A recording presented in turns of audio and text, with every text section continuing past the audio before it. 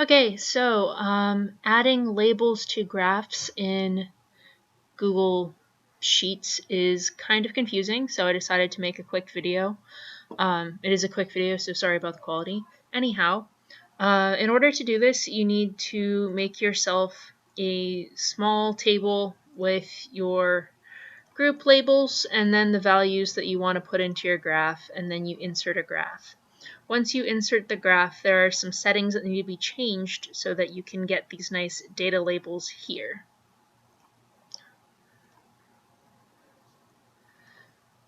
So make sure that you have the correct data selected, and then you have to use row 1 as headers selected so that you can get these little series labels. If you don't have that, then you don't get those labels.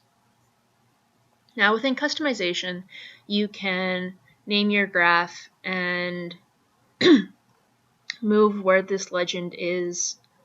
Other things you should do are change your axis labels. So here you have one drop box for axis. Horizontal, you change your horizontal axis labels, and then you have to go to the other one in order to change that label separately. It's weird that it's a drop down from one thing, but you see that. Okay, another thing you can do when you're looking at your vertical axis is that you can change the range of values that are displayed on that axis. So by default, it shows it somewhere in the middle, and you get this truncated axis that doesn't really represent your data well. So I would suggest setting the minimum at 0 and setting the maximum at some value that is above the top of your error bar or the top of your tallest column. If you aren't using error bars. And also don't allow your bounds to hide data. Or do. Whatever looks better. It's a weird tick box. Never mind. Let's see what else is on here.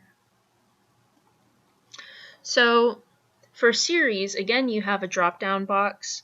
You can add in a constant error bar that applies to both of them. Or if you want individual error bars, you have to go to one series label, enter your error bar value, go to the other series label, enter your other error bar value.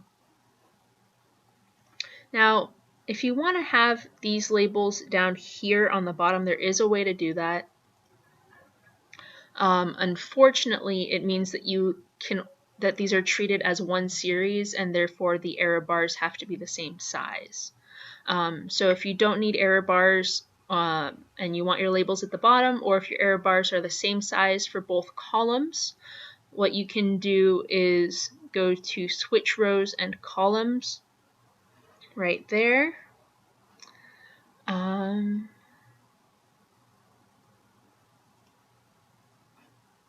Switch rows and columns, you get both of them. Over to customization.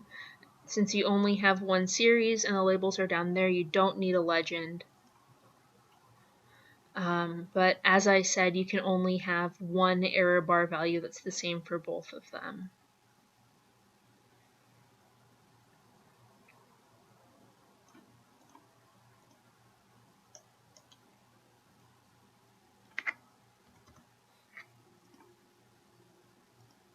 So here you see you do get those labels at the bottom.